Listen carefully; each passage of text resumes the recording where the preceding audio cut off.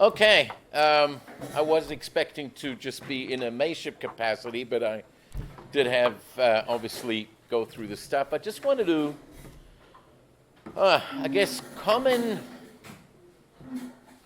ordinarily, one likes to first try wrap one's own head around an understanding of a subject and then try to come to see what the Torah has to say. I remember as a kid, playing tennis off my neighbor's wall, and, you're playing off a wall, the inevitable happens, and it goes through one of the windows, which wasn't open. And my poor friend had a father whose hands-on education, I guess, was a little bit not the hands-on we wanted, so I had to write a letter of apology committing to pay for the window I broke, my fault, not his. But when we think about a child doing anything in halacha, there's a very big discussion regarding Torah and mitzvahs.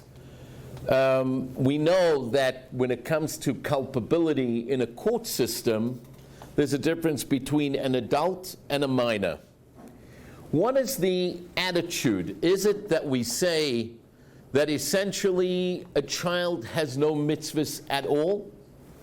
Or a child, yes, has mitzvahs, just the Torah, realizing he doesn't have full understanding, doesn't hold him accountable. There is actually a contradiction in sugyas on this question. The Gemara, for example, in Sanhedrin Nun Hey,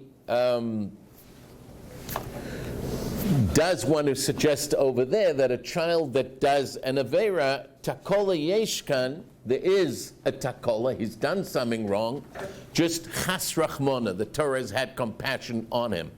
That is a sugya in Sanhedrin Nun Hey, Nun Vav. Sugya in Yevamis Lamed Gimel seems to say there's no isurim till Shabbos, till he becomes an adult. Question is, okay, that's not our subject, but now we're talking about responsibility for damage caused, for money borrowed, for perhaps taking a candy off the shelf in his store and walking out with it without telling mom. So what is the responsibility? Now, Mishnah does say that there are a list of people shebegiyoson ro'ah. In other words, they basically a lose-lose situation. You damage them, you got to pay. On the other hand, if they cause damage, they don't. So a married woman and a slave, they do bear responsibility, but they don't have access to finance to pay it off. So at one point, if the woman gets divorced, becomes a widow, or the slave gets free, the debt is there, they got to pay off. What is the subject of our couple of days over here is what happens if a cotton breaks something, steals something, damages something. The Gemara does not make distinction by saying explicitly that a woman, when she becomes divorced, becomes her independent financially, has to pay so to a slave. It does not say the same thing about a child or somebody who wasn't compos mentis that got their marbles back. But what is the halacha?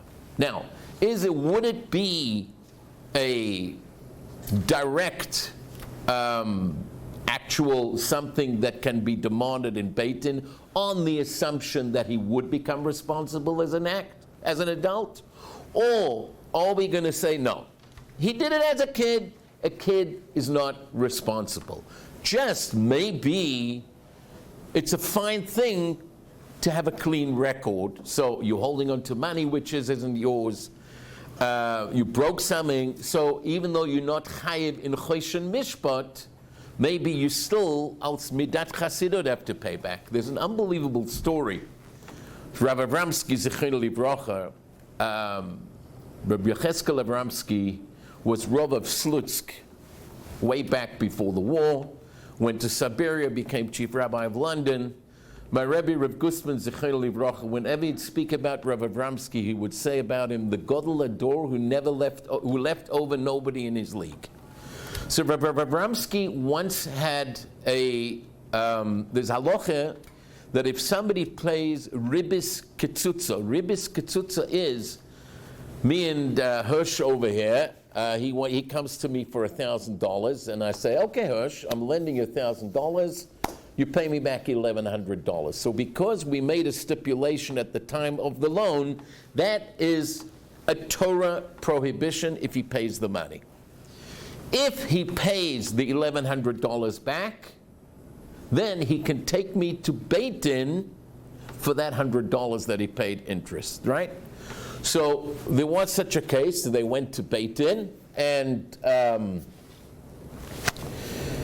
Rav Abramsky said to the guy who had taken the interest, you got to give it back to the guy who paid the interest. So there is a din in Choshen Mishpat that the litigant can tell the dayan, what's your source? Mehechan dantuni. What's your source? Says Rav Abramsky, I don't owe you an answer. Explanation, he says, because the laws of interest are in Yoredea. They're not Choshen Mishpat. This is what we would call, for lack of better terminology, ritual law. Says that the rabbi doesn't owe an explanation. Reb Chamoizer, if there was a shaila on a treif and an animal in Vilna, my Rebbe once was a dayan in Vilna, and he forbade an animal. So Reb Chamoizer said, so the Shachtim disagreed with my Rebbe's psak. They went to Reb Chamoizer, said, you got to bring the owner of the cow because he's a litigant. But if it's a monetary obligation, I stole, I broke as an adult, so for sure, Beit Din can implement it. But if it's a midas chasidus, maybe just a clean slate in Shamayim, maybe that's something we'll tell him it's advisable to do, but it's not an obligation. So all of the above are to be learnt up, to be discussed, and a lot of hatzlacha.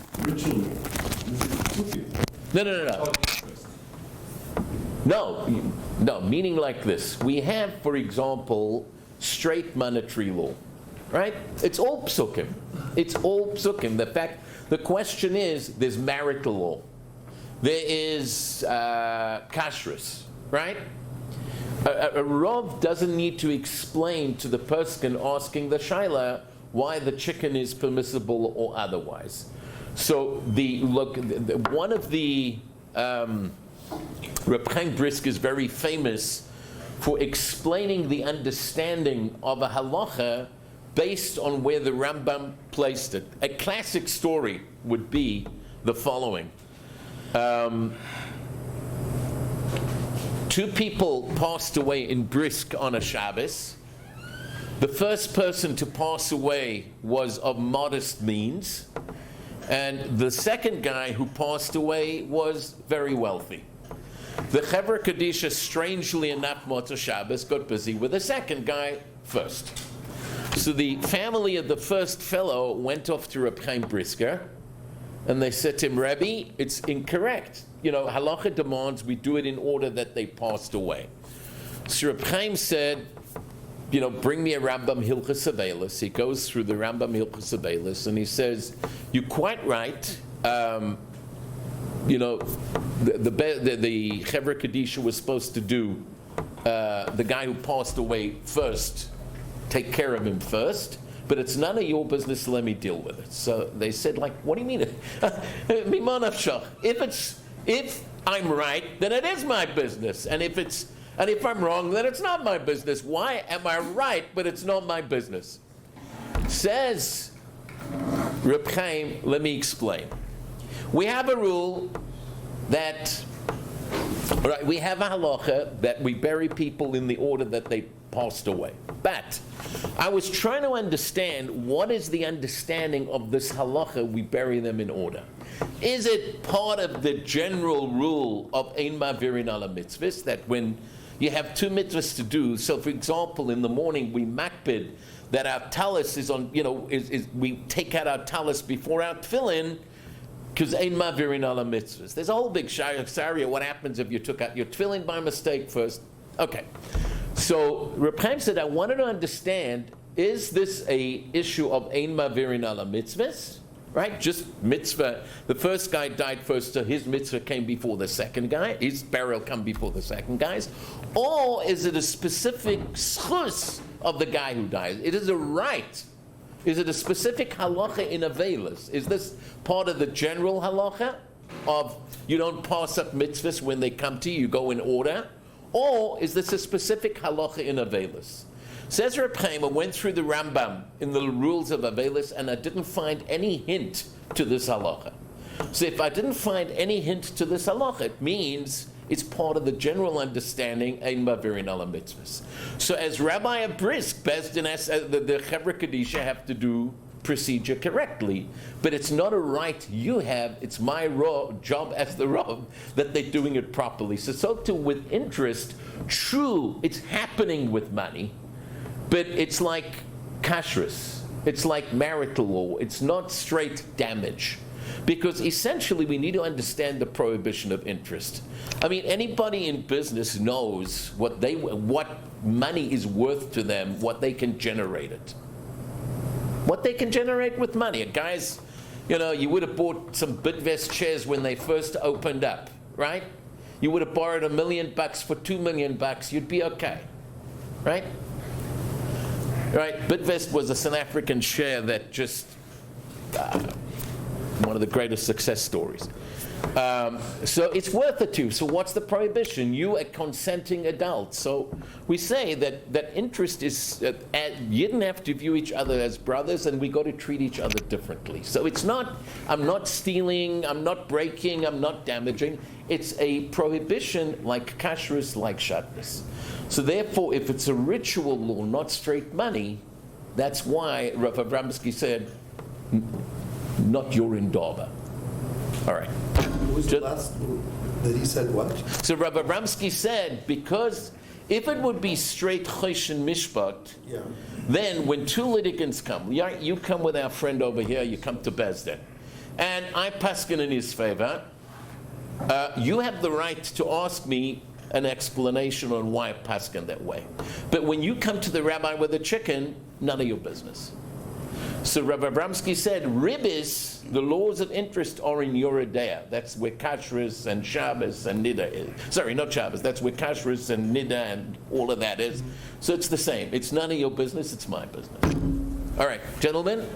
So Mamela with a kid who damages when he grows up, according to the opinions that maybe he does need to pay, is that choshen mishpat? You've grown up, now take responsibility as a man, or maybe it's just a minhag chassidus, and if that's the case, Bezdin can say, no, you want a clear record in Shemaim, it's advisable, but they have no teeth to enforce it.